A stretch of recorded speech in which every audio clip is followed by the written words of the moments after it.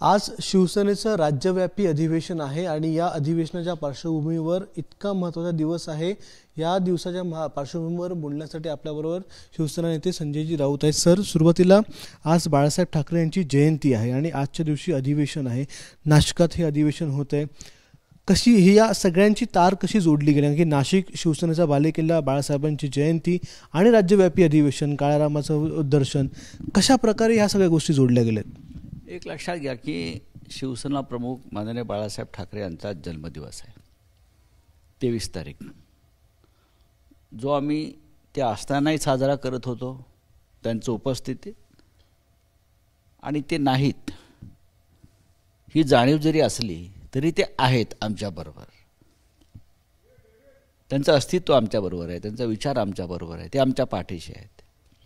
हे गृहीत धरून आम्ही त्यांचा जन्मदिवस हा वेगळ्या वेगळ्या माध्यमातून उपक्रमातून साजरा करतो। हा विशेष असा जन्मदिवस आम्ही साजरा करतो आहे कारण काल योगायोग पहा, काल अयोध्येत प्रभू श्रीरामाचं प्राणप्रतिष्ठा झाली 22 तारखेला। म्हणजे बहुतेक हे रामानेच योजलेलं आहे।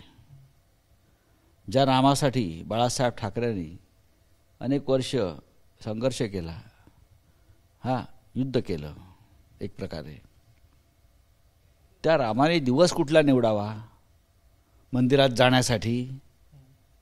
तर शिवसेना प्रमुखांच्या वाढदिवसाच्या पूर्वसंध्येला, आदल्या दिवशी 23ला वाढदिवस, 22ला हे सगळं झालं काल अयोध्येमध्ये, आणि 22लाच काल आम्ही मग नाशिकच्या काळाराम मंदिरामध्ये आरती, पूजा हे सगळे सोपस्कार आम्ही केले। आज अधिवेशन आहे, म्हणजे बाळासाहेबांच्या सानिध्यामध्ये राहून आम्ही या सगळ्या गोष्टी करत आहोत। हे सहज घडतं, यासाठी आम्हाला काय फार वेगळं डोक्याला ताण देण्याची गरज नाही। शिवसेनेमध्ये या गोष्टी सहज घडत असतात। उद्धवजींच्या सहज मनात आलं की आपण अधिवेशन केलं पाहिजे 23 तारखेला, आपण करूया, पुढे करूया, नाशिकला करूया। मग या सगळ्या काळाराम मंदिरात जाणं, गंगेची आरती करणं, अशा अनेक गोष्टी त्यानुसार जुळून आल्या। सर, आज राज्यव्यापी अधिवेशन आहे, अनेक महत्त्वाचे प्रस्ताव हे पारित केले जाणार आहेत असं सांगितलं जाते। कोणकोणते प्रस्ताव असतील यामध्ये काही? नक्कीच, जेव्हा राजकीय अधिवेशन होतं तेव्हा त्याच्यामध्ये राजकीय प्रस्ताव हे पारित केले जातात। आज महाराष्ट्रात अनेक प्रश्न आहेत, देशात अनेक प्रश्न आहेत। शेतकऱ्यांचा प्रश्न आहे, कष्टकऱ्यांचा प्रश्न आहे, आरक्षणाचा प्रश्न आहे, अशा अनेक प्रश्न आहेत। त्या प्रश्नावर चर्चा होतील, त्या प्रश्नावर ठराव संमत केले जातील, त्या प्रश्नावर मार्गदर्शन केलं जाईल। मराठा आरक्षणाच्या संदर्भातला काही प्रस्ताव किंवा केंद्र सरकारच्या योजनांच्या संदर्भातला? नक्कीच मराठा आरक्षणासंदर्भात प्रस्ताव आहे। मुंबई, ज्या पद्धतीनं मुंबईचं ओरबडणं सुरू आहे, मराठी माणसाच्या संदर्भात ज्या भूमिका घेतल्या जात आहेत महाराष्ट्रासंदर्भात, त्याच्यावरती सुद्धा आमची चर्चा असेल किंवा आम्ही ठराव त्याच्यावरती मंजूर करू, निषेध करू आम्ही त्यांचा। सर, काल सुप्रीम कोर्टात पहिलं हिअरिंग झालं आणि शिंदे गटाला 2 आठवड्यांची मुदत देण्यात आलेली आहे, नोटीस देण्यात आलेली आहे की उत्तर द्या, तुम्ही जी ॲप्लिकेशन दिलेलं आहे त्या ॲप्लिकेशनच्या संदर्भात उत्तर द्या निकालाच्या विरोधातलं। सर्वोच्च न्यायालयाने हे दिले, कशा प्रकारे पाहता याकडे? बघा, ही आम्हाला असं वाटतं यात फार वेळ जातो आहे। निदान सर्वोच्च न्यायालयानं तरी इतका मोठा अन्याय झालेला असताना घटनात्मक दृष्टीनं फार वेळ लावू नये, ही आमची भूमिका आहे। सर्वोच्च न्यायालयाला सगळं माहिती आहे, खंडपीठानं सगळं पाहिलं आहे, खंडपीठानं काही आदेश दिले आहेत। आता परत नवीन नोटिसा देऊन काय ऐकणार आहात तुम्ही? ही आमची भूमिका आहे। पण न्यायालय जे असतं ते कासवाच्या गतीनं चालतं, आम्हाला वाटतं ससाच्या गतीनं धावावं, पण ते कासवच आहे शेवटी। पाहू। हायकोर्टात देखील याचिका आहे, तिकडे देखील हे नोटीस परवा नाही, आम्ही जनतेच्या न्यायालयामध्ये आहोत। मी म्हटलं ना, आम्ही जनतेच्या न्यायालयामध्ये आहोत, आम्हाला त्याची पर्वा नाही।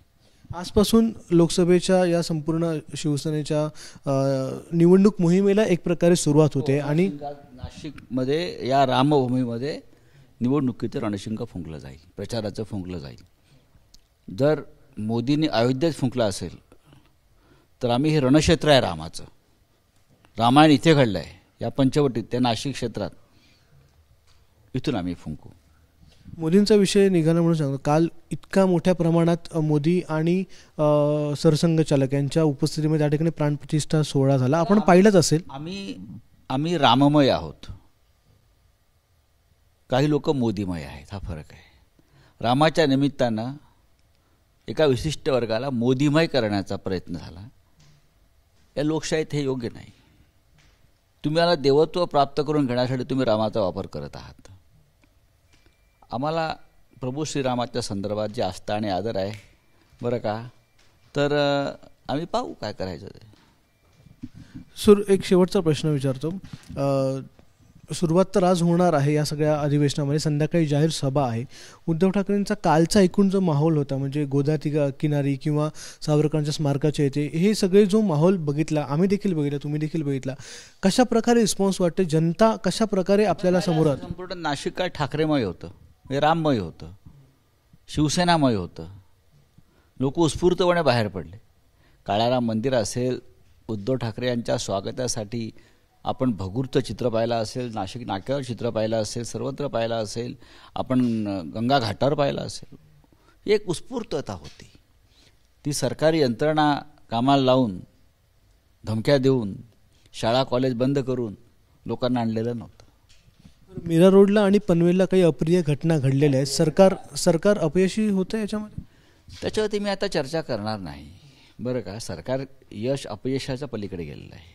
सरकारच नाही आहे ना, सरकार दिवस ढकलते आहे. ठीक आहे. स्वेटरच्या संदर्भात एक प्रश्न विचारासा वाटतो. स्वेटर, एक खास स्वेटर आजच्या अधिवेशनासाठी हे मी बनवून घेतलं. शिवसेना आणि मशाल आहे. काही दिवसांनी रामाच्या हाती पण धनुष्याच्या जागी मशाल असेल बरं का. धनुष्य चोरला असेल तर राम मशाल घेईल हातामध्ये. धन्यवाद सर आमच्याशी बातचीत केल्याबद्दल. कॅमेरामॅन अरविंदसह अक्षय भाटकर, ABP माझा, नाशिक. ABP माझा, उघडा डोळे बघा नीट.